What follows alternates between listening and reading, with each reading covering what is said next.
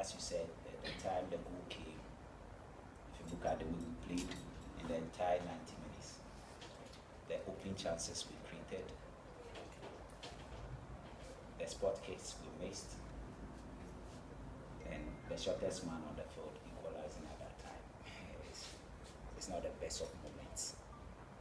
But then that's the game. It has ended. They have carried us up to where we are now. And I always say this. The same players have gotten us the 55 points. And we are 9 points adrift, the one behind us. So, as a coach, you don't chastise them. You don't say things that are unpleasant to them. Because there are 6 more games to go. And I need them to switch on. I need them to stay positive. I need them to stay confident. I need them to have that belief in themselves. So I've told them it's game over. What we have to do is to get ready for our training program for the week and make sure that our next game will get the maximum points. 2 games at Baba Sports Stadium without a win. How do you summarize your feeling? Are you sad, angry, worried? How do you feel? I wouldn't. I mean, it's a game that we played well. We got the chances. We just couldn't win. And to me, I mean, it's something that I've accepted, and I'm moving on. And I've told the players that we need to accept the reality and move on. So we have to make sure that our next games here, we do the right thing. You see, the interesting and the surprising thing is that we create all the chances in these games, and then we let the points go. They have to keep their heads up and make sure that the next games will get the maximum points. If Mbella doesn't score, meaning Kotoko is not ready, what's the problem? Besides that, Amankuna, on a scale of 1 to 10, how will you rate him? And that's it. Mbella scores because our game plan, he positions himself very well. And that is why most of the chances go to him. If he doesn't score, others score. We don't have a problem. Go through the score statistics for Kotoko. Lori Ibrahim has scored with that zero. It goes on and on and on. Yeah, but he has scored many of his goals. So it's not that when he doesn't score, we can't win. Infigi has also scored severally, and he has assisted. So if he doesn't score, there are other equally competent players to also score. But he is more prolific comparative to the others. Quarter chances he can convert, half chances he can convert, full chances he can convert. Right. As for Amankuna, you say on a scale of what? 1 to 10. Yeah, I don't want to put numbers there, but all that I can tell him, and all that we can tell him is that he's a good player, and he needs to back up his game. I said this some time ago when we went to your programs and all that, and probably discuss it. You see, the problem with our football, and it's not only about that gentleman, he's a fine player. I admired him so much when he was at Chelsea. Wafa, we played him and he was a tormentor. Even though when I was at Wafa, we won all our games against them, both home and away. He was a tormentor in chief. You see, the problem we have with our league is that, or the problem with some of you, is that we fail to tell players, when we are doing our analysis, we look at the lines of sensationalism, emotions. We don't look at the tactical ability of these players. Sometimes because we are being influenced, or sometimes because we like them. And when you do that, you make the job of the coach very difficult. Some of you even pick players, recommend them, and say they are good players. But chance will be because will play away. No one take power speed. Yeah, boxing. Yeah, athletics. Football is about skill. technique. If you look at it, it's skill, strength, and speed. So we need to also help so that we can improve upon our game. It's not about him that I'm talking about. It goes to all the league clubs and you generally. I mean, what I mean is stakeholders. Let us be realistic.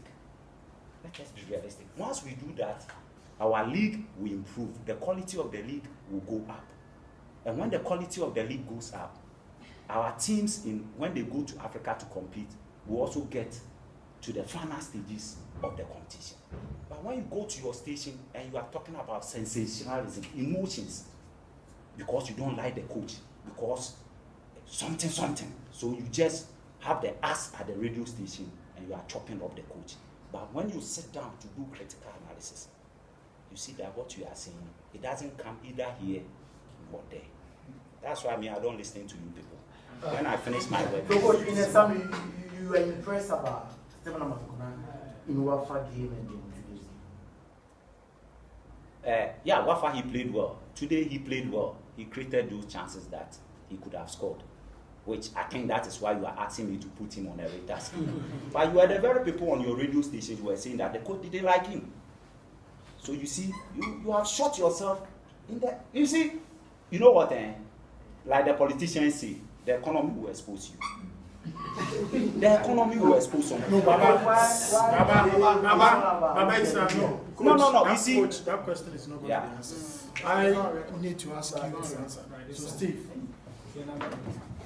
Coach, you're obviously not a happy man, considering from the fact that you started the game very well and you ended up conceding. In summary, would you say that you gifted Adriana a point and the fact that your main striker made 2 goals? That's from the sports league.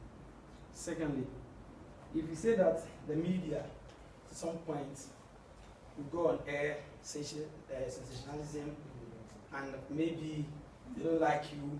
No, it's not. I'm not saying about me. Okay. No. It's general. Okay. Just when I say you, I mean the coaches. Absolutely. So it can be my colleague Samuel Bwedu. It can be what do you call it? What's the name? Zola. Yeah, it can be anybody. That's when I say you. That is Absolutely. what I mean. That's perfect. Yeah. Or the media is being influenced. If you make that assertion, don't you think it's sort of an indictment on the media? No. When I say it's being influenced, I'm talking about the lines of emotionality. That is it. That's what I'm trying to mean. Okay. On the lines of emotionality. Okay. You see, I would prefer that if you pick a player A and you are talking about that player, you talk about tactics. That is it. Unfortunately for us, you don't have the software to do some of these things. So normally you talk through it. And interestingly enough, some of your colleagues even don't watch the matches, but they come and sit at the studio and talk about the match, talk about this player. So what are you talking about? What did you see that you are talking about? Let us be realistic, gentlemen. Thank you. I'm happy you are saying I am true. Thank you. But you're not, What's the second part? the other one was on Mbella. And I asked whether you think, in your opinion, you gifted Adriana. yes, I think so. If you look at us in your preamble, your introductory statement, if you look at the way we played, the open chances we created, and he missing the spot kick, I think if those kicks have entered, the complexity of the game would have changed. If we had gotten the second goal, would have been more composed and more relaxed on the football play. Okay, Coach, 36 points, first round. Second round, after week 28, Mohamed 19. So do the summation at 6 matches, 18, 19 means 37. Looking at fixtures, being so it looks like saying likely somebody I might say 18. When you say, is it your opponent are reading your tactics or league in the second round now difficult? If you watch all the games we have played, I'm not sure it's about tactics, opponents reading our tactics. We have played all our opponents. The only game we had a bad day at the office was against Legon Cities. I mean, that was so obvious, and I said it.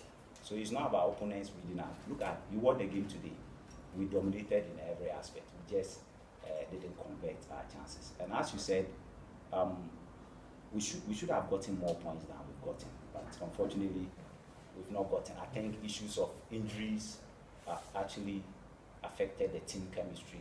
I mean, trying to rotate the team on several occasions. And if you look at when we started, we kept to some level of consistency. We're keeping to one team, even though we're changing one or two players. But if you look at the second round, we've had a lot of rotations, and it's not helping us because of injuries. Some of them are managing to play, and it's not the best. So the first time this season, we played an entire 20 minutes, one change the ground. So I don't know, because like first players know where, okay, if we announce it, that was your plan for the game. They were doing the right things on the field, defensively or offensively. Everybody was doing the right thing. So that was why I didn't make any change. Sometimes, I think I've said it here before, you can do a change for tactical reasons, or you can just do a change for sake of personnel. You just want somebody to come and play. So assuming we have gotten, let's say, the second spot kit and the third one in 3-0, what you do is to rest some limbs. So that one, not basically about tactics, but about personnel, some of them to come and have a feel of it. But I think tactically, we're good defensively and offensively. That was why. And I realized that the energy level too was high. Sometimes when the energy level of the player is low, you try to substitute. But all of them, their energy levels were high. And as close as I was in the technical area, seeing them, I saw determination in their faces. So I kept them on the field. How disappointed are you? Because you already have two impressive records at your disposal. You were the first coach to win at Wafa and Noma Aduana Stars. And today, you were on the verge of winning Aduana Stars home and away. You blew that chance. How disappointed are you? And secondly, you have considered 17 goals, but 11 of them you considered at home. What is actually the problem? Yeah, I mean, we could have made history today. I told the gentleman throughout the week, that was one of my key pre-training pep talk and post-training pep talk. I made them to understand how historic it was going to be to have a back-to-back win for the first time in the history between these two clubs. But unfortunately, it didn't work. So we take it like that.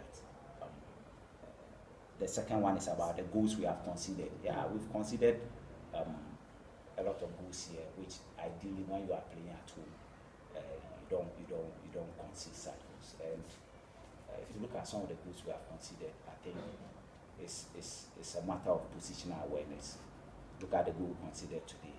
I mean, it's a corner kick. So if you look at the principles of defense in the penalty area, it's straightforward statement. Mark tight in the penalty area and keep your opponent in view. Mark tight in the penalty area and keep your opponent in view. Get closer to him, be behind him, let his back face you. And even if his front is facing you, because you are destroying and he is constructing, it's easier for you to head. We were there in our numbers. They never kept the opponent in view. He sneaked out, a simple gliding header back of the net. So I think awareness has caused some of these goals in power.